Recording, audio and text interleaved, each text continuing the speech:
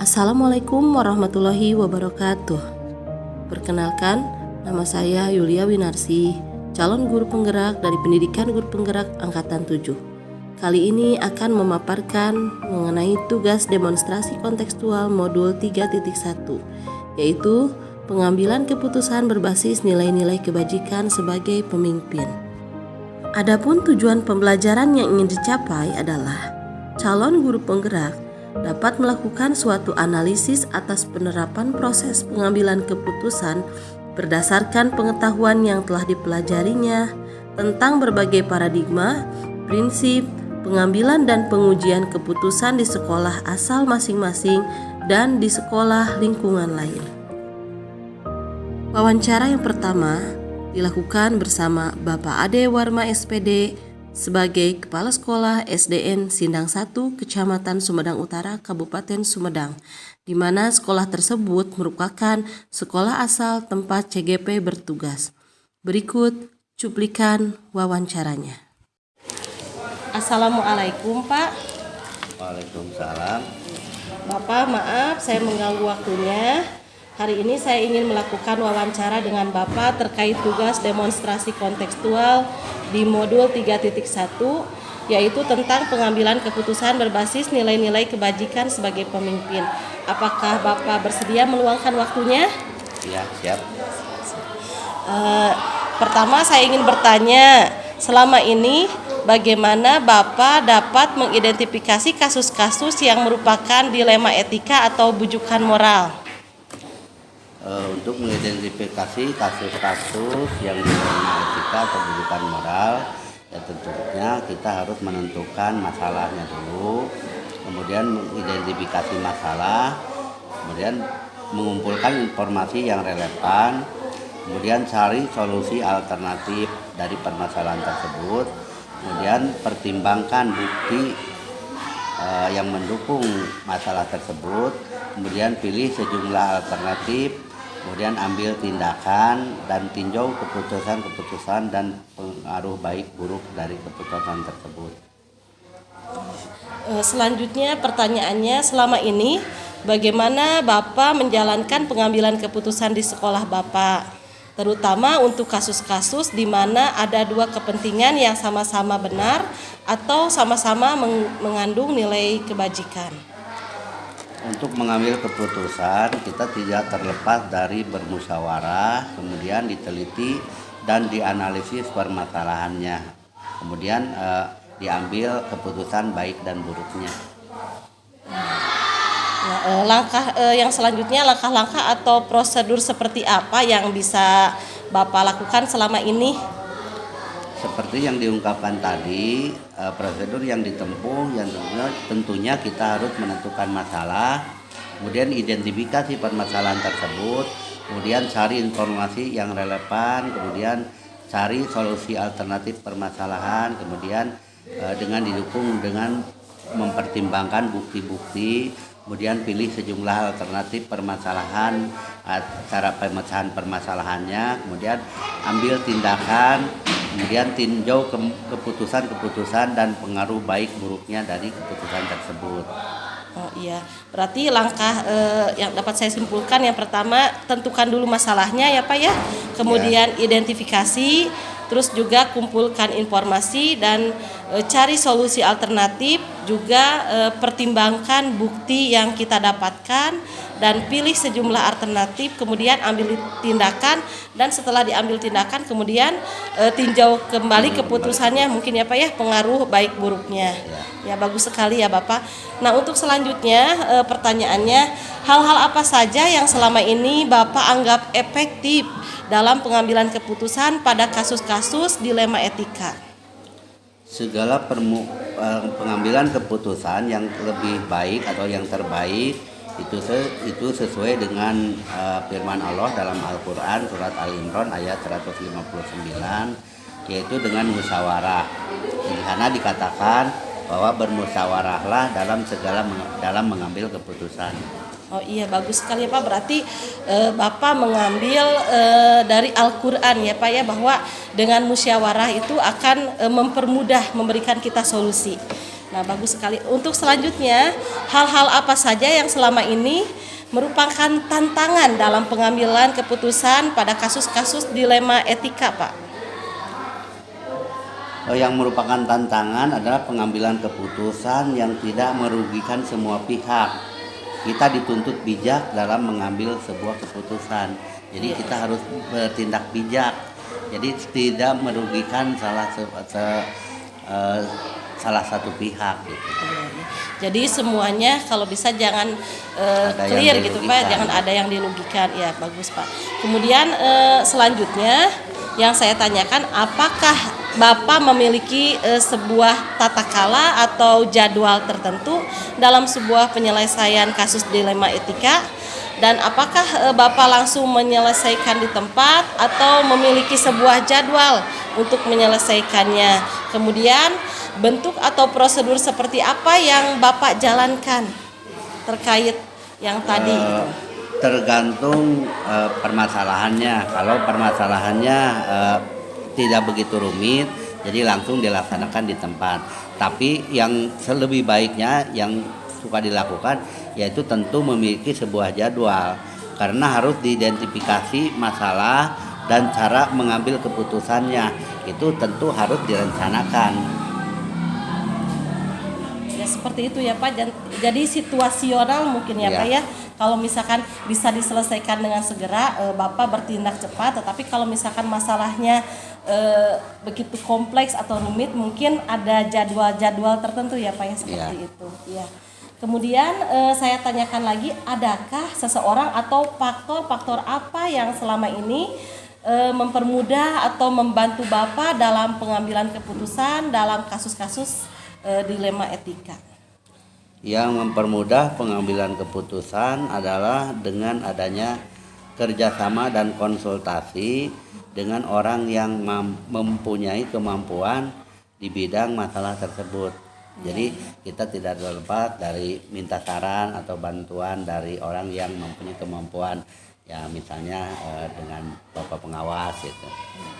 Jadi Bapak lebih melibatkan berbagai pihak mungkin ya Pak ya. Mungkin mendengar saran dari Bapak pengawas atau mungkin juga rekan-rekan yang lain yang pernah mengalami masalah yang serupa mungkin ya, seperti itu. Bagus sekali ya Pak. Kemudian pertanyaan terakhir ya Pak, dari semua hal yang telah tadi disampaikan, kira-kira pembelajaran apa yang dapat Bapak petik dari pengalaman Bapak dalam mengambil keputusan dilema etika? Yang permasalahan atau yang dapat diambil dari permasalahan tersebut, jadi segala permasalahan harus diselesaikan dengan cara musyawarah demi kepentingan bersama. Ya bagus sekali ya Pak. Jadi kita tidak bisa mungkin begitu saja mungkinnya otoriter mungkin ya Pak ya. Bapak lebih memanfaatkan rekan dengan yang lainnya dengan kerjasama. Bagus sekali ya, Bapak. Harus mementingkan musyawarah untuk kepentingan bersama. Ya bagus sekali Bapak. Terima kasih Bapak atas waktunya dan juga atas pengalaman dan pembelajarannya. Saya lebih mendapatkan banyak informasi terkait kasus dilema etika yang tentunya terjadi di sekolah dan bagaimana mungkin cara tindakan yang Bapak lakukan gitu ya untuk menyelesaikan permasalahan tersebut. Terima kasih Bapak, sangat bermanfaat sekali informasinya. Terima kasih. Wassalamualaikum warahmatullahi wabarakatuh. Waalaikumsalam warahmatullahi wabarakatuh. Pembelajaran yang saya dapat dari wawancara tersebut adalah bermusyawarahlah dalam mengambil keputusan yang tepat dan utamakan kepentingan bersama. Wawancara yang kedua dilakukan bersama Ibu Yati Sumiati, SPD, selaku Kepala Sekolah SDN Sindang 3, Kecamatan Sumedang Utara, Kabupaten Sumedang. Berikut cuplikan wawancaranya. Assalamualaikum, selamat pagi Ibu. Waalaikumsalam warahmatullahi wabarakatuh. Selamat pagi juga Neng. Ya, perkenalkan saya Yulia Winarsi, CGP dari SDN Sindang 1 dengan fasilitator Ibu Tita Rosita dan pengajar praktik Ibu Dian Sukmawati. Kedatangan saya kali ini maksudnya adalah saya ingin melakukan wawancara dengan Ibu terkait dengan tugas demonstrasi kontekstual di modul 3.1, yaitu tentang pengambilan keputusan berbasis nilai-nilai kebajikan sebagai seorang pemimpin. Apakah Ibu bersedia? Insya Allah nih.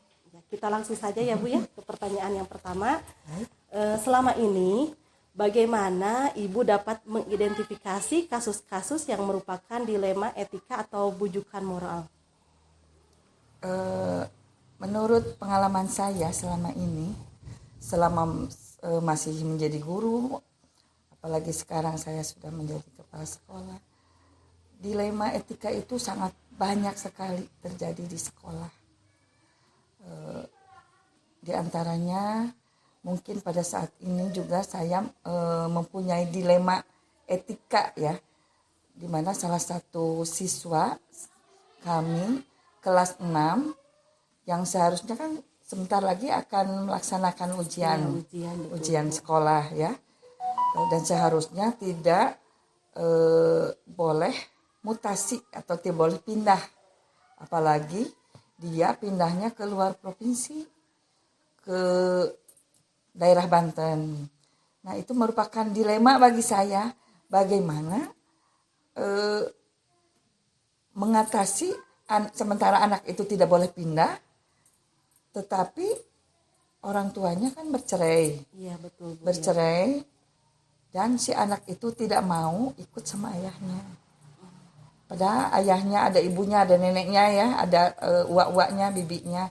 Tapi karena kurang dekat mungkin ya, sehingga anak itu tidak mau ditinggal sama ibunya dan ikut ke Banten bersama ibunya. Bersama ibunya ya Bu ya. Ya, saya mengidentifikasi satu masalah aja dulu ya, yang sebenarnya banyak, tapi satu saja itu. Mungkin langsung langkah-langkahnya atau gimana Neng? Oh ya, ini saja dulu yang pertama dulu ya. Berarti di sini Ibu mengalami mungkin kasus dilema etika di sekolah, yaitu tentang siswa yang itu ya, yang akan ujian tetapi ada masalah keluarga ya, yang mengharuskan mungkin anak itu harus pindah mungkin ya Bu ya, keinginan keluarganya. Tapi sebagai pimpinan Ibu kan mungkin sekarang kan sudah masuk data ya gitu siswa tersebut untuk mengikuti ujian. Sementara kalau misalkan dipindahkan mungkin harus konsekuensinya mungkin kan harus mengulang, atau misalkan mungkin tidak akan bisa mengikuti sekolah mungkin ya ujian tidak akan mendapatkan ijazah pasti dan kelulusan. Nah, untuk itu kan dilema juga ya, betul, sementara kasihan sama anaknya, tetapi aturan regulasinya ya seperti itu. Iya betul Bu. Jadi sama-sama benar posisinya ya Bu ya. Kemudian ini ya berkaitan dengan tadi pertanyaan selanjutnya. Selama ini bagaimana Ibu menjalankan pengambilan keputusan di sekolah Ibu, terutama untuk kasus-kasus di mana ada dua kepentingan yang sama-sama benar atau sama-sama mengandung nilai kebajikan.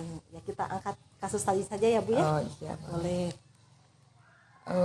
Mungkin yang pertama saya komunikasi dengan orang tuanya, apa yang terjadi gitu ya, sebetulnya apa.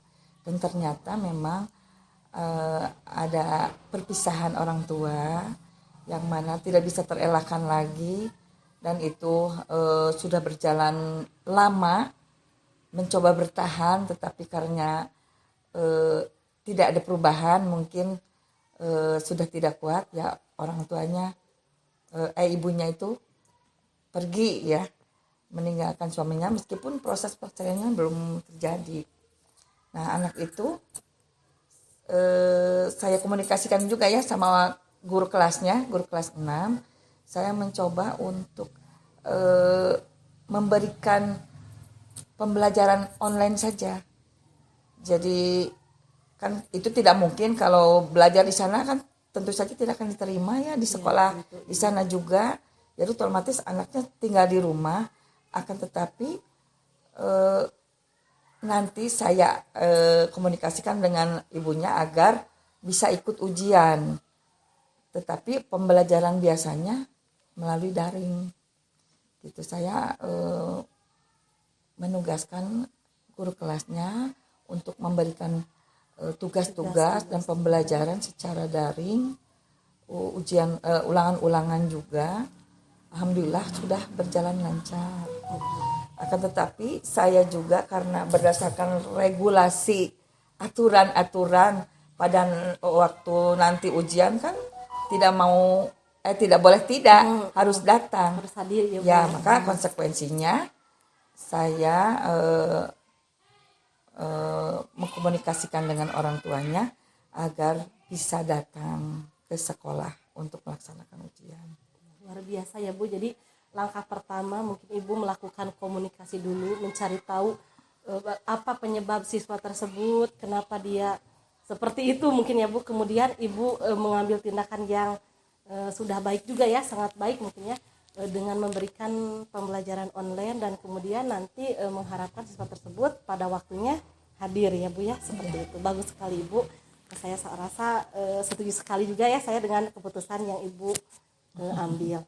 Kemudian pertanyaan selanjutnya ya Bu ya, langkah-langkah atau prosedur seperti apa yang biasa Ibu lakukan selama ini terkait memutuskan kasus dilema etika atau bujukan moral? Mungkin kalau berbagai macam masalah itu kan tidak sama ya, tapi kita mungkin yang pertama mengidentifikasi kasusnya itu seperti apa, kemudian mencari penyelesaiannya itu bagaimana, dan kasus ini kan harusnya begini, kasus ini harusnya begini, jadi kita harus memilih mana opsi-opsi yang kira-kira dapat membantu masalah tersebut dan untuk mencapai tujuan yang diharapkannya itu. Jadi identifikasi dulu, kemudian memilih opsi dari solusi-solusi dan untuk nantinya tujuannya tercapai untuk mencapai tujuan yang kita harapkan untuk kebaikan bersama mungkin ya Bu. Ya, untuk kebaikan bersama. Ya, dan sekali. Juga setelah itu kan kita membuat keputusan, dan setelah itu juga saya merefleksi kembali apakah keputusan yang saya buat itu sudah cukup atau memang harus berlanjut. Dan kadang-kadang kalau ada beberapa masalah yang tidak tuntas dalam satu dalam satu kali ya mungkin harus terus menerus ya, harus ada berkesinambungan. Kadang-kadang kan kalau dilema etika itu ya, misalnya salah satu contoh bahkan sebagian besar ya, ada guru juga yang biasa jarang sekolah atau ada alasan ini itulah jarang sekolah, tapi kita melakukannya misalnya Pak ini secara aturan, tapi kalau tidak terus menerus dan tidak diimplementasikan apa yang seharusnya, kadang-kadang orang itu begitu lagi. Jadi menurut Sunda mah ayat tapaknya meureun gitu. Jadi kembali lagi ke kesadaran diri berarti ya intinya kembali lagi. Nah, untuk selanjutnya ya Bu ya, pertanyaan selanjutnya, hal-hal apa saja yang selama ini Ibu anggap efektif dalam pengambilan keputusan pada kasus-kasus dilema etika? Yang pertama mungkin berkomunikasi secara hati ke hati ya. Misalnya kalau dengan anak atau dengan guru dipanggil misalnya ya, dipanggil dan berbicara dari hati ke hati, membicarakan apa permasalahannya, apakah saya bisa membantu permasalahannya, dan juga mungkin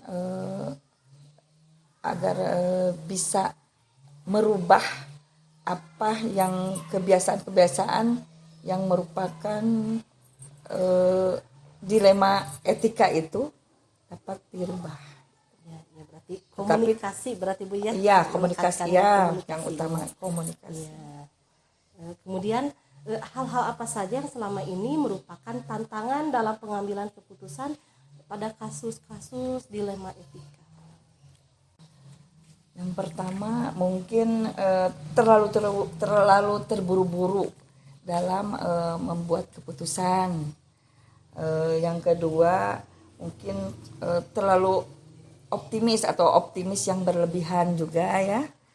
Kemudian sedang multitasking atau mempunyai banyak kegiatan mungkin ya, jadi tidak fokus mungkin ya, atau kalau tidak fokus distraksi itu ya, jadi sedang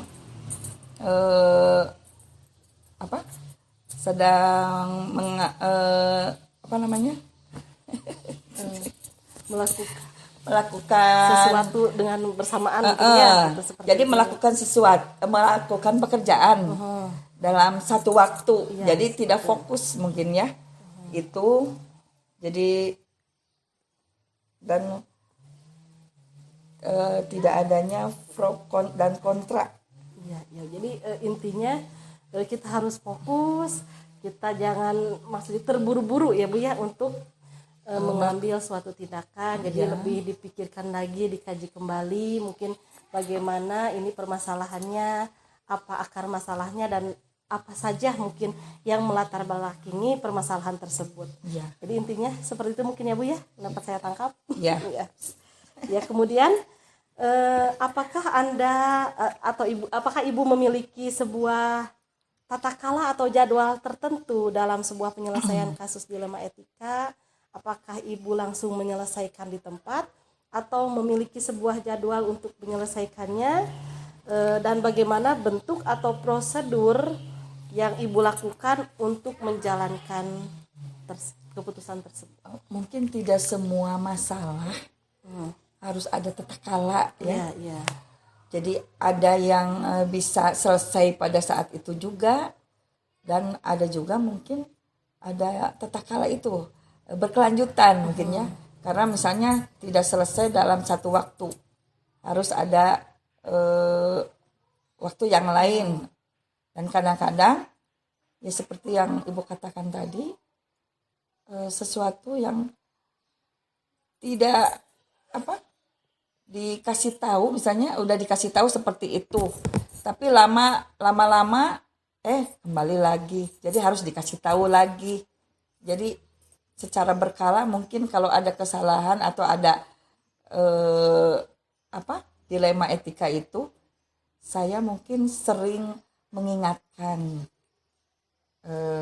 dalam situasi apapun, misalnya pada dilema etika itu, kalau misalnya masalahnya apa, kalau yang berkelanjutan itu saya selalu mengingatkan. Jadi lebih ini lagi ya mungkin ya Bu, kita melihat dulu bagaimana permasalahannya, situasional mungkin ya Bu ya. Ya, kalau misalkan itu perlu penanganan berkelanjutan, kita membutuhkan waktu-waktu yang panjang mungkin untuk menyelesaikannya ya Bu, seperti itu. Jadi terus diingatkan supaya lama-lama terbiasa dan menjadi ada perubahan yang lebih baik. Ya, seperti itu ya Bu. Ya, kemudian pertanyaan selanjutnya, adakah misalkan ya seseorang atau faktor-faktor apa yang selama ini mempermudah atau membantu Ibu dalam pengambilan keputusan dalam kasus-kasus dilema etika? Tentu saja banyak faktor yang membantu ya, karena kalau di sekolah itu apalagi yang terjadi pada murid, tentu saja saya juga tahunya dari guru dulu. Bahkan biasanya guru dulu bagaimana dia menyelesaikan masalah dilema etikanya. Kalau memang belum tuntas, baru mungkin saya ikut membantu apa yang terjadi pada siswa tersebut. Jadi Ibu memberikan kepercayaan dulu kepada guru ya, untuk menyelesaikan masalahnya. Apabila misalkan guru mempunyai kendala, baru Ibu terjun gitu ya, membantu atau menangani permasalahan tersebut. Seperti itu ya Bu. Ya, bagus sekali ya Ibu. Nah, kemudian ini pertanyaan terakhir ya Bu ya. Dari semua hal yang telah kita bahas, yang telah kita sampaikan tadi, nah pembelajaran apa yang dapat Ibu petik dari pengalaman Ibu dalam mengambil keputusan tentang dilema etika? Dalam pengambilan keputusan dilema etika itu, memang kita harus benar-benar menanganinya, jangan terburu-buru, harus benar-benar mengidentifikasi kasusnya seperti apa, sehingga penanganannya juga harus seperti apa, harus tepat mungkin ya, supaya tujuan yang diharapkannya berhasil. Jadi saya juga menerapkan kepada guru-guru, karena mungkin kasus siswa itu yang pertama yang ditanganinya oleh guru, mungkin saya juga memberikan ada suatu kumpulan atau ada suasana kekeluargaan di sekolah, komunikasi bagaimana mungkin di kelas 1, di kelas 2 ada permasalahan tentang dilema etika atau bagaimana, sharing lah mungkin. Seandainya tidak bisa ditangani dengan oleh gurunya sendiri, bisa sharing dengan guru yang lain ataupun dengan saya. Wah, luar biasa sekali Ibu ya. Obrolan kita kali ini sangat, saya juga gitu ya, setelah wawancara dengan Ibu saya mendapat banyak pelajaran gitu, terutama tentang bagaimana menghadapi kasus-kasus dilema etika. Terima kasih Ibu atas waktunya ya, sangat berharga sekali ya pengalaman ini. Terima kasih. Wassalamualaikum warahmatullahi wabarakatuh. Waalaikumsalam warahmatullahi wabarakatuh. Pembelajaran yang saya dapat dari wawancara tersebut adalah komunikasi dan hubungan kekeluargaan yang baik antar warga sekolah dapat diunggulkan untuk mengidentifikasi permasalahan sehingga mempermudah menentukan keputusan yang tepat. Berikut saya akan memaparkan hasil refleksi dari wawancara yang telah saya lakukan. Dari hasil wawancara 1 maupun wawancara 2, 4 paradigma, 3 prinsip, dan 9 langkah pengambilan keputusan masih belum nampak dilakukan oleh para kepala sekolah. Mungkin semua itu terjadi karena mereka belum mengenal 4 paradigma, 3 prinsip, dan 9 langkah pengambilan keputusan tersebut. Tetapi pada dasarnya mereka mengetahui adanya dilema etika ataupun bujukan moral di sekolah tempat mereka bertugas. Namun untuk cara menentukan penyelesaian kasus dilema etika tersebut, dari 9 langkah masih ada langkah yang terlewat, yaitu menentukan paradigma dan prinsip penyelesaian dilema etika. Untuk rencana yang mereka ambil dalam mengambil keputusan dilema etika adalah kedua-duanya sepakat bahwa keputusan harus berpihak pada siswa dan mengutamakan kepentingan bersama. Adapun yang akan saya lakukan terkait dengan dilema etika adalah saya akan membuat keputusan yang menerapkan analisis 439, yaitu 4 paradigma, 3 prinsip, dan 9 langkah dalam pengambilan keputusan. Secara teknis, hasil tugas ini sudah saya cek kejelasan suara dan keterbacaan tulisannya. Dan untuk durasinya, saya rasa melebihi batas yang telah ditetapkan karena saya memberikan keleluasaan pada sesi wawancara dengan kepala sekolah dan kurang memanage durasi waktunya. Sekian hasil refleksi yang saya sampaikan. Mohon maaf apabila ada kesalahan dalam pengucapan ataupun tulisan. Terima kasih dan semoga bermanfaat. Wassalamualaikum warahmatullahi wabarakatuh.